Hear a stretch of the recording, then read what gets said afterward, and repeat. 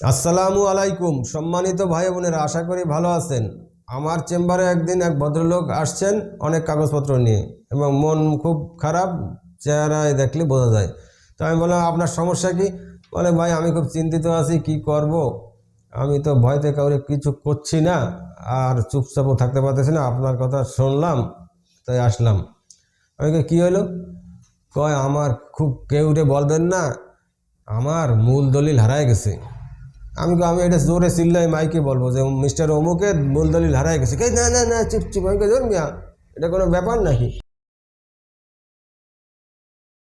কয়, না, মূল দলিল হারায় গেলে জমির সমস্যা হয়। আমি কই, কিচ্ছু হয় না ভাই, বসেন। ডাক্তারখানা আইসেন, ডাক্তারের চাইতে রোগী যদি বেশি বোঝে তা সেই রোগী আমি দেখা উচিত না ডাক্তারের।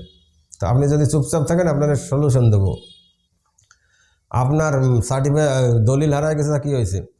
ওই গ্রামে একটা প্রবাদ আছে, গ্রামের মানুষ সবাই বোঝে যে ওর জমির কাগজপত্র পুড়ে গেছে, হারা গেছে, ওর জমিই নাই। সবাই প্রতিবেশীরা ঠেলে ওটা দখল করে ফেলায়, কিন্তু সম্পূর্ণ ভুল। আপনার সব কাগজ পুড়ে গেছে, চোরে এনেছে, হারায় গেছে, কোনো সমস্যা নেই। ওনারে বললাম যে আপনার কোনো সমস্যা নেই, আপনি আপনার নাম, বাবার নাম, ঠিকানা, কত সালে জমি কিনছিলেন মনে আছে? হ্যাঁ, এই সালে। তা আমি কই, এই দেন, আগামী 2-3 দিন পর আসেন, মোবাইল নাম্বার রেখে যান।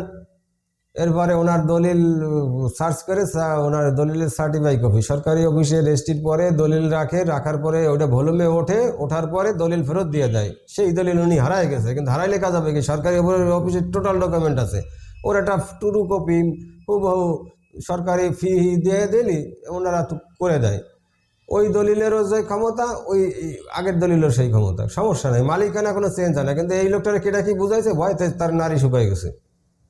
আমি বলছি, শুধু আপনার একটা কাজ করতে হবে, আপনি আজকে এই দলিল তোলার আগে কয়দিন আগে একটা থানায় ডায়েরি করতে হবে যে আমার মূল দলিল হারিয়ে গিয়েছে, এবং একটা পেপারে বিজ্ঞাপন দিতে হবে যে আমার মূল দলিল হারিয়ে গেছে। এই বিজ্ঞাপন আর ওই থানার ডায়েরি একখানে রাখবেন।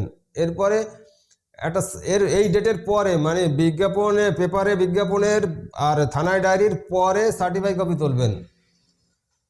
তোলার পরে এই সার্টিফাই কপি আর ওই পেপার আর ওই যে থানার ডায়েরি একসাথে রাখলে মূল দলিলের মতো শক্তি হবে। গেল আপনার সমস্যার সমাধান। আর বাকি কাগজপত্র এই। তখন উনি হাসি দিয়েছে, এত সোজা? সোজা তো সবই, কিন্তু আপনারা বোঝেন না বলে আপনাকে মুখ শুকায়, বুক শুকায়, হাত পাও আগায় না, পড়ে যান, কাঁপেন। তো মূল ঘটনা জানলে কোনো কাঁপাকাঁপি হবে না আল্লাহর রহমতে। সবসময় বিজ্ঞ লোকের কাছে যাবেন। যে বিষয়ে আপনার গাড়ির সমস্যা হয়েছে, একজন রিক্সাওয়ালার কাছে যদি যান যে ভাই আমার গাড়ির সমস্যা আছে, আমি কী করবো, সে তো সমাধান দিতে পারবে না। আপনার যাইতে হয় ভালো একজন মেকানিকের কাছে, কিংবা ওয়ার্কশপে, মানে গ্যারেজে যাইতে হবে, গাড়ির জায়গায় রিপেয়ার করে। ঠিক আপনার মোটরসাইকেল নষ্ট হয়েছে, আপনি একজন বাইসাইকেলের গ্যারেজে গেলেন, হবে? তো আপনার যাইতে হবে যে সমস্যা, সেই সংশ্লিষ্ট যারা বিজ্ঞ তার।